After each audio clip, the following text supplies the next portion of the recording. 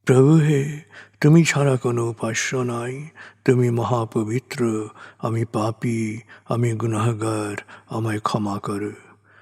প্রভু হে, তুমি ছাড়া কোনো উপাস্য নাই, তুমি মহাপবিত্র, আমি পাপী, আমি গুনাহগার, আমায় ক্ষমা করো।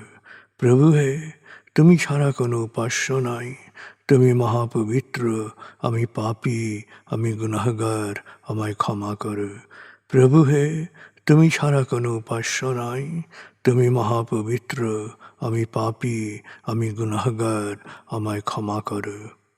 প্রভু হে, তুমি ছাড়া কোনো উপাস্য নাই, তুমি মহাপবিত্র, আমি পাপী, আমি গুনাহগার, আমায় ক্ষমা করো।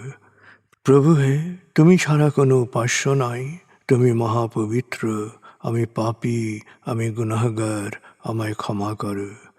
প্রভু হে, তুমি ছাড়া কোনো উপাস্য নাই, তুমি মহাপবিত্র, আমি পাপী, আমি গুনাহগার, আমায় ক্ষমা করো। প্রভু হে, তুমি ছাড়া কোনো উপাস্য নাই, তুমি মহাপবিত্র, আমি পাপী, আমি গুনাহগার, আমায় ক্ষমা করো। প্রভু হে, তুমি ছাড়া কোনো উপাস্য নাই, তুমি মহাপবিত্র, আমি পাপী, আমি গুনাহগার, আমায় ক্ষমা করো। প্রভু হে, তুমি ছাড়া কোনো উপাস্য নাই, তুমি মহাপবিত্র, আমি পাপী, আমি গুনাহগার, আমায় ক্ষমা করো। প্রভু হে, তুমি ছাড়া কোনো উপাস্য নাই, তুমি মহাপবিত্র, আমি পাপী, আমি গুনাহগার, আমায় ক্ষমা করো। প্রভু হে, তুমি ছাড়া কোনো উপাস্য নাই, তুমি মহাপবিত্র, আমি পাপী, আমি গুনাহগার, আমায় ক্ষমা করো। প্রভু হে, তুমি ছাড়া কোনো উপাস্য নাই, তুমি মহাপবিত্র, আমি পাপী, আমি গুনাহগার, আমায় ক্ষমা করো। প্রভু হে, তুমি ছাড়া কোনো উপাস্য নাই, তুমি মহাপবিত্র, আমি পাপী, আমি গুনাহগার, আমায় ক্ষমা করো। প্রভু হে, তুমি ছাড়া কোনো উপাস্য নাই, তুমি মহাপবিত্র, আমি পাপী, আমি গুনাহগার, আমায় ক্ষমা করো। প্রভু হে, তুমি ছাড়া কোনো উপাস্য নাই, তুমি মহাপবিত্র, আমি পাপী, আমি গুনাহগার, আমায় ক্ষমা করো।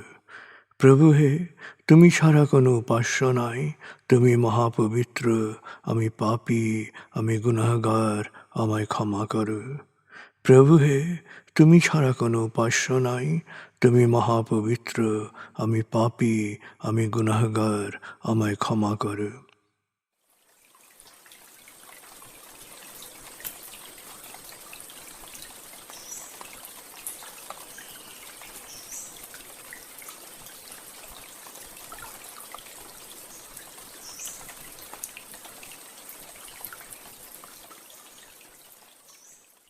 এবার আমরা সূরা তাকবীর এর মর্মবাণীর অংশ বিশেষে ডুবে যাব। তারপর ডুবে যাব আজকের জন্য নির্ধারিত সূরার তেলাওয়াত ও মর্মবাণীতে। 81 সূরা তাকবীর। দয়াময় মেহেরবান আল্লাহর নামে।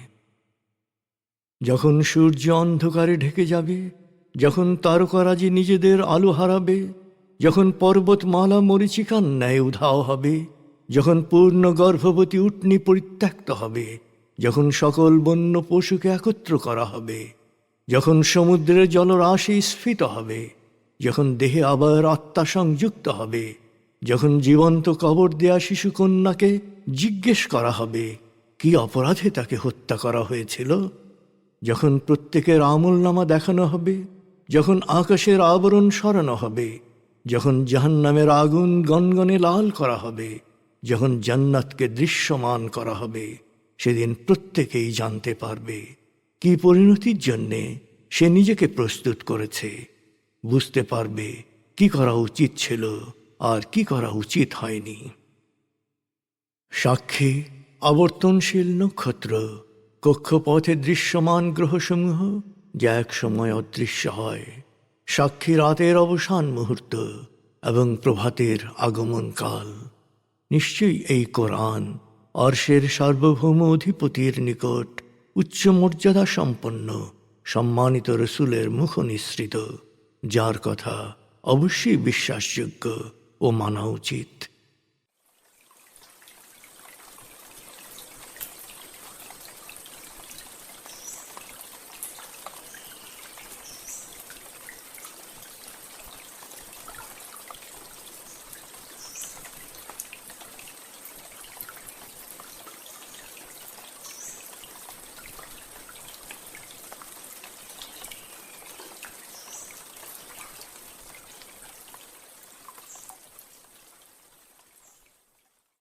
এবার আমরা সূরা কাহাফ ৬০ থেকে ৮২ আয়াতের তেলাওয়াত ও মর্মবাণীর গভীরে ডুবে যাব।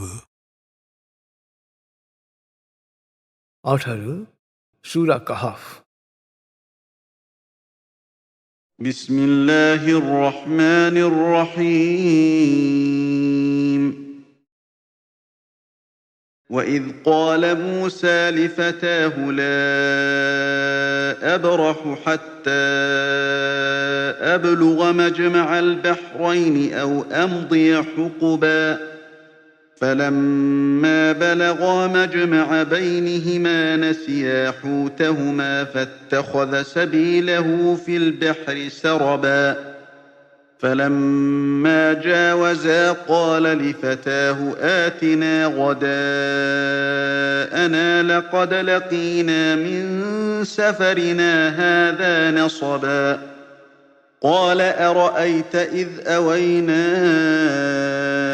إلى الصخرة فإني نسيت الحوت وما أنسانيه إلا الشيطان أن أذكره واتخذ سبيله في البحر عجبا قال ذلك ما كنا نبغ فارتدا على آثارهما قصصا فوجدا عبدا من عبادنا آتيناه رحمة من عندنا وعلمناه من لدنا علما قال له موسى هل أتبعك على أن تعلمني مما علمت رشدا قال إنك لن تستطيع معي صبرا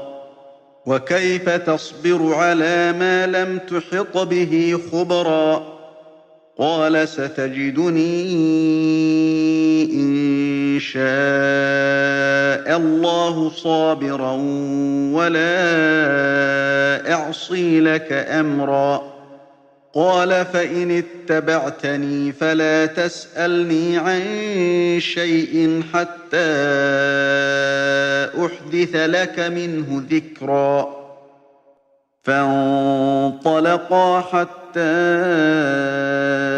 إذا ركبا في السفينة خرقها قال أخرقتها لتغرق أهلها لقد جئت شيئا إمرا قال ألم أقل إنك لن تستطيع معي صبرا قال لا تؤاخذني بما نسيت ولا ترهقني من أمري عسرا فانطلقا حتى إذا لقيا غلاما فقتله قال أقتلت نفسا زكية بغير نفس لقد جئت شيئا نكرا قال ألم أقل لك إنك لن تستطيع معي صبرا قال إن سألتك عن شيء بعدها فلا تصاحبني قد بلغت من لدني عذرا فانطلقا حتى إذا أتيا أهل قرية استطعما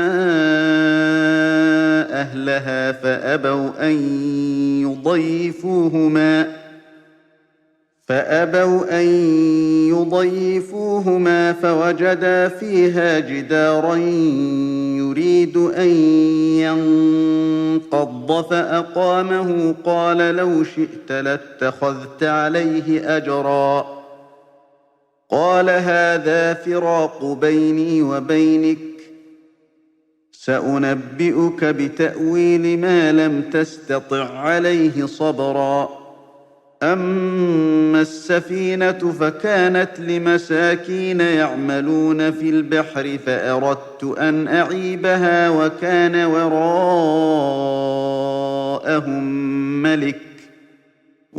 وراءهم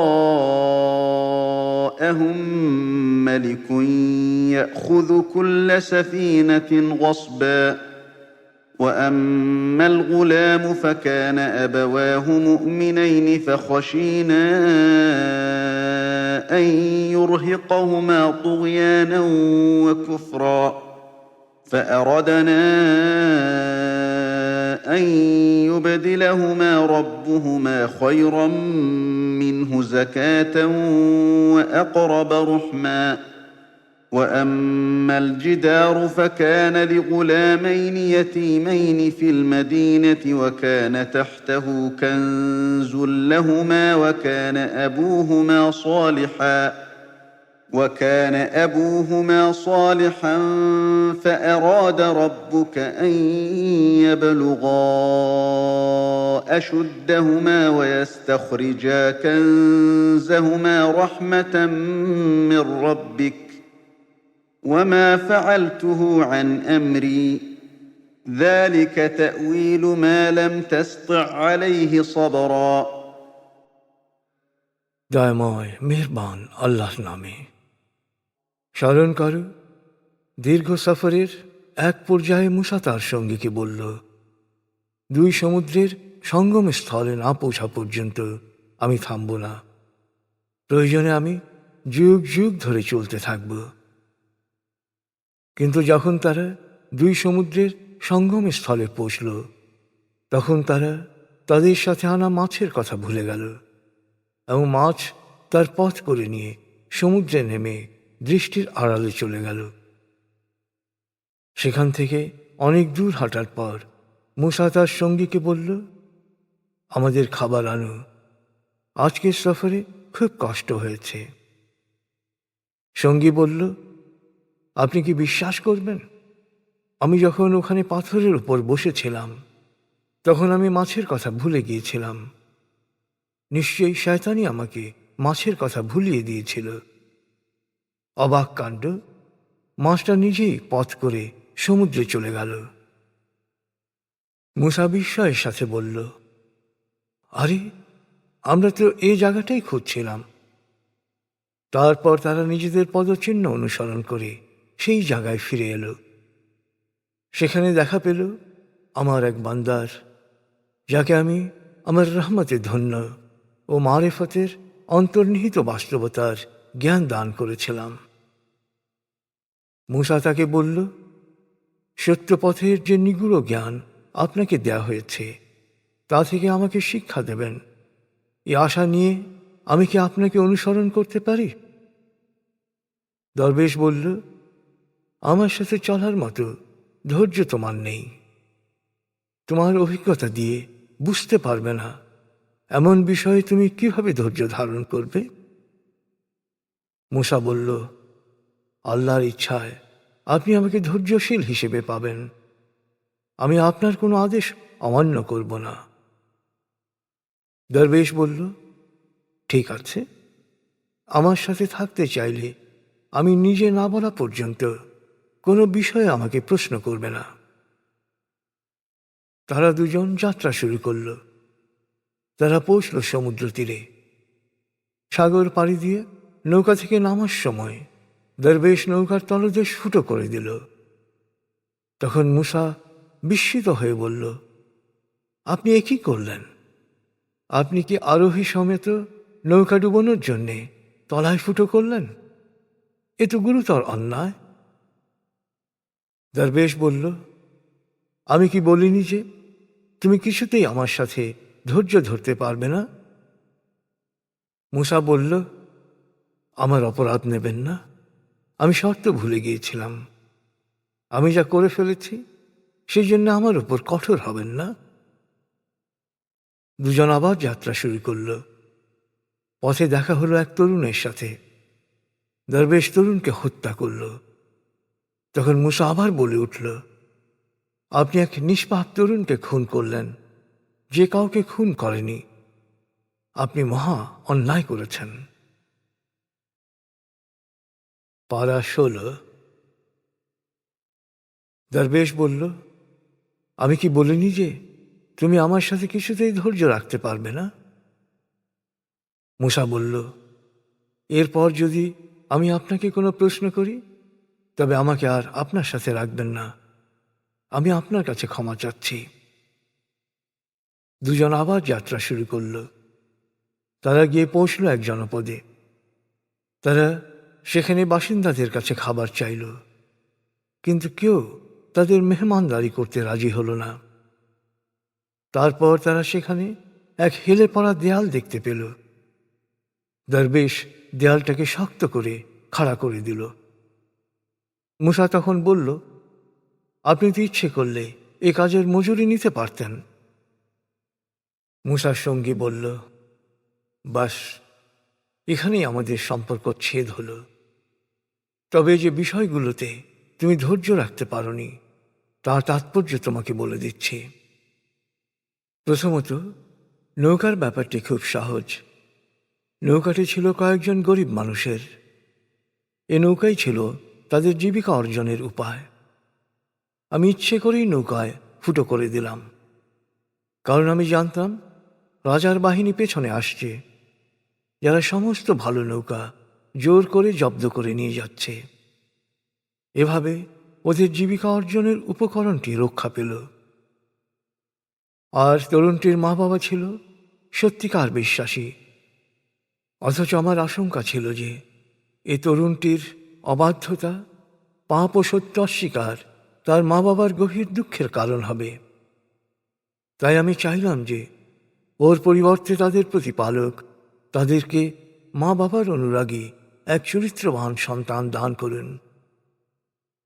আর হেলে পড়া দেয়ালটির মালিক ছিল ওই জনপদেরই 2 এতিম কিশোর। দেয়ালের নিচে ছিল গুপ্তধন। ওদের বাবা ছিল একজন সৎকর্মশীল মানুষ। সেই জন্যে তোমার প্রতিপালক দয়াপরবশ হয়ে ইচ্ছে করলেন যে ওরা যেন সাবালক হওয়ার পর গুপ্তধন উদ্ধার করতে পারে। তুমি যে বিষয়ে ধৈর্য রাখতে পারোনি, এই হচ্ছে তার তাৎপর্য। অতএব হে মূসা, তুমি এখন বুঝতেই পারছ এটি তোমার প্রতিপালকের দয়ারই প্রকাশ। আমি নিজ থেকে কিছুই করিনি।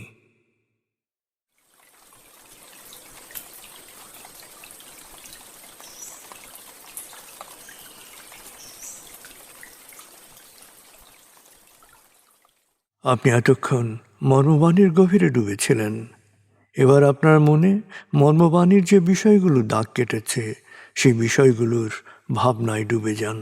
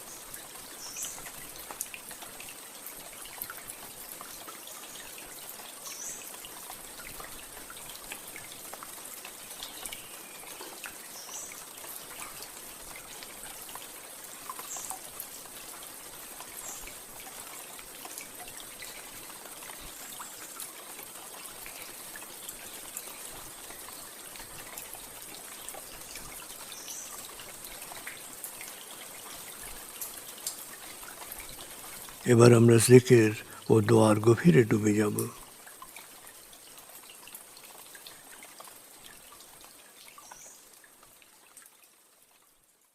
এবার হালকাভাবে চোখ বন্ধ করুন, লম্বা দম নিন, নাক দিয়ে দম নিন, আস্তে আস্তে মুখ দিয়ে দম ছাড়ুন।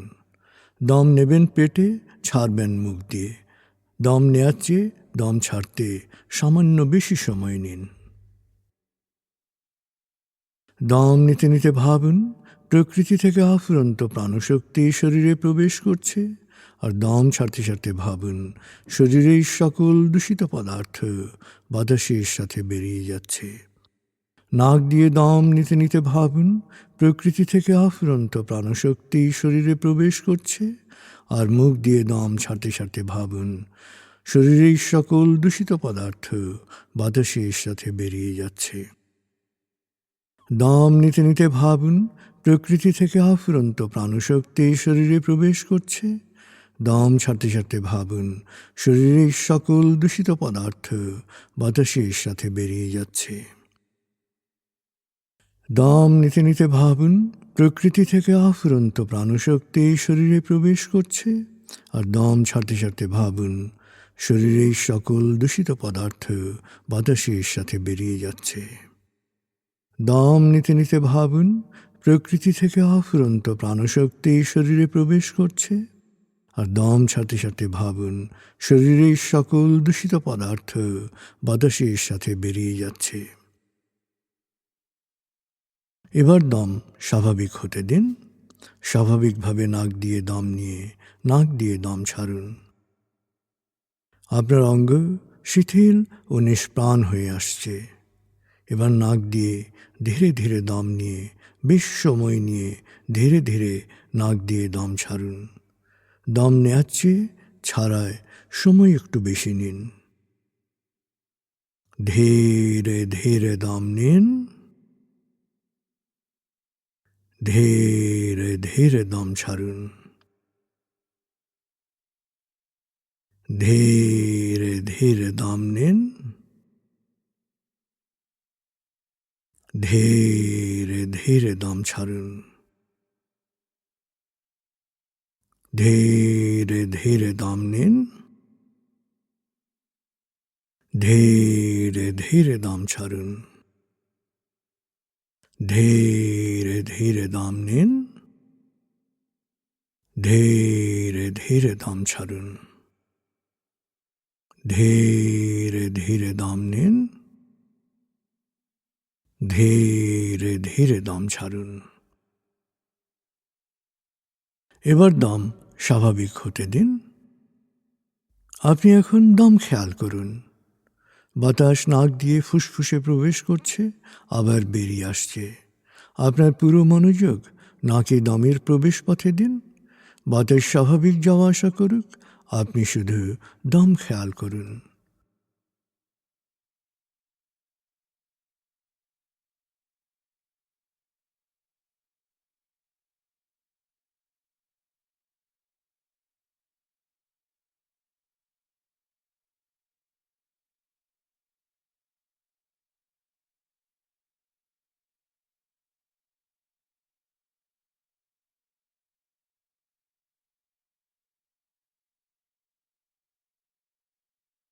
অনুভব করুন আপনার শরীর ভারী লাগতে শুরু করেছে। আরাম, আরাম, আরাম। অনুভব করুন শিথিলতা স্রোতের মতো, বরফ গলা পানির মতো আপনার মাথা থেকে শরীর বেয়ে নিচের দিকে নেমে যাচ্ছে।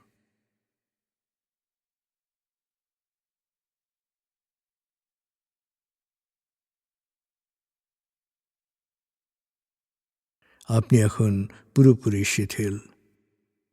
শিথিলায়নের গভীর স্তরে প্রবেশ করেছেন আপনি। আপনার ব্রেন ওয়েভ বিটা স্তর থেকে নেমে গেছে আলফায়।